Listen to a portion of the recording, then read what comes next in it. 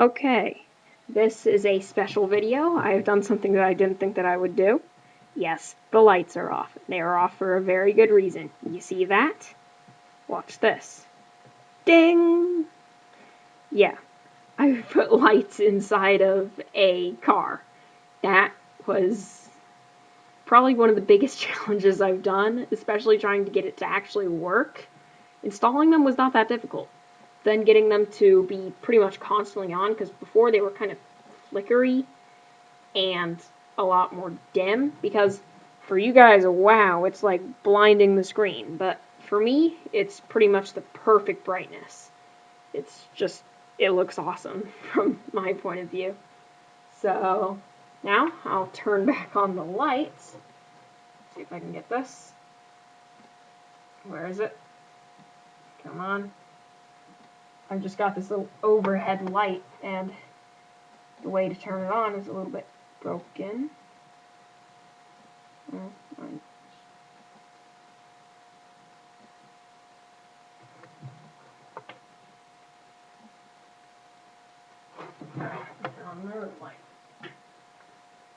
Alright, hopefully you guys can see.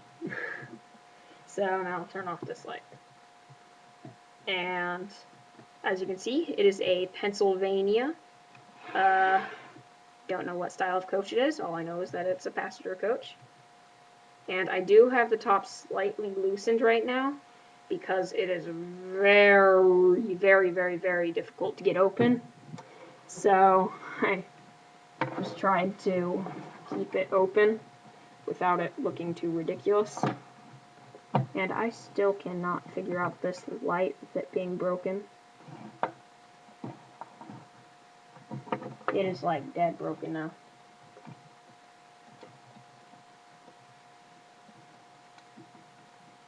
Alright, whatever. I gave up on the light.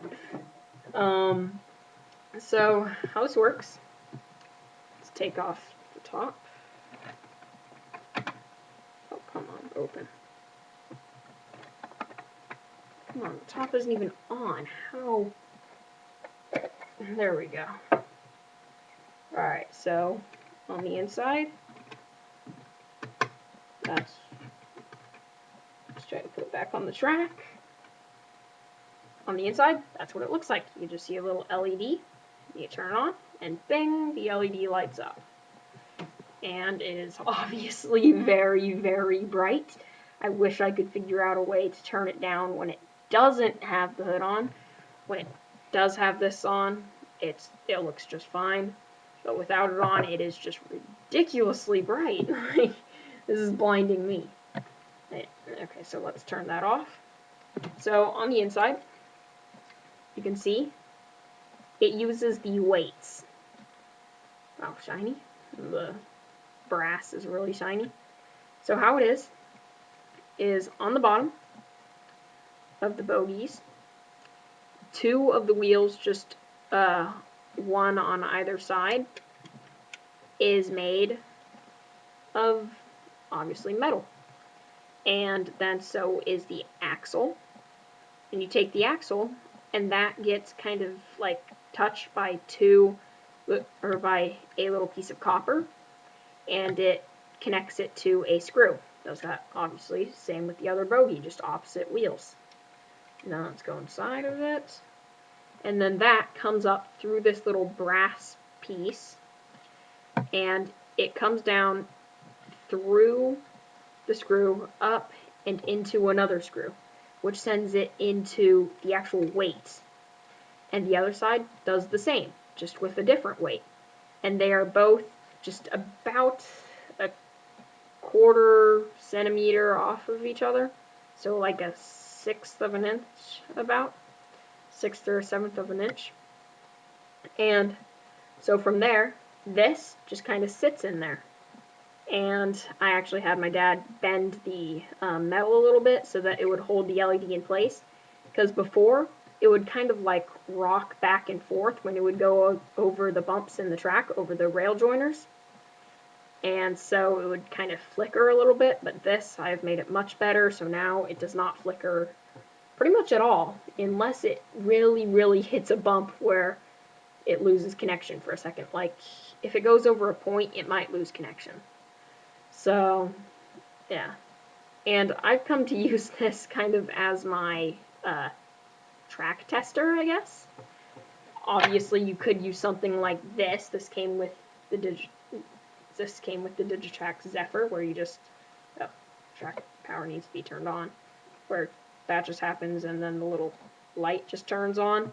That's easy enough, but why not have a little light up car? That sounds fun, doesn't it? The car didn't light up. Wait, whoa, there we go. It's kind of flickering a little bit to turn on there, but it just doesn't like being on a single track, I think, as well, and my track is pretty dirty. But now let's turn that off. So that costs me a total of $8 to buy the Pennsylvania passenger car and the light together. So obviously that was a great deal. But really, I'm just blown away by how good it does. Like, I knew that it would be cool, but it's just crazy how, okay, the track really is not clean. Alright, but actually I'll just leave it on. But it really is incredible for the price that I got it. I got it at a place called Trainmaster Models in downtown Buford in the Atlanta area, like suburbs of Atlanta. And it's great. It is by I have no idea who it's by. I think it's by Athern. Yeah, it's by Athern. Both of them are by Athern. Pretty sure the car is pretty old because I got it used. That's why I was able to get it for $6 or less than that, I think. I think I got it for like $5. And then this just came with a little instruction manual on how to hook it up. You guys really cannot see that because white blinds the camera. That's good, right? That way.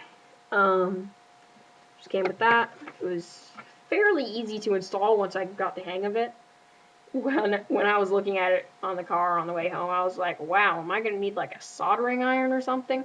But no, it's really easy. I was able to do it all with my hands, so it's easy. Alright, well, oh my gosh. Why am I moving around the camera screen? There we go. Alright, I was freaking out. I was accidentally moving the camera screen around on the computer's, like, face thingy. But obviously, I am still using the computer to record in 240p. Sadly, I can enhance the video a little bit, but it still is 240p. My mom got a phone, which is an iPhone 4, which she's going to give to me like next month when she gets the iPhone 5. So I'll be able to record in 720. But I don't have very steady hands yet. So they'll either be really shaky videos or really bad quality. You guys can decide on that. So, alright, bye.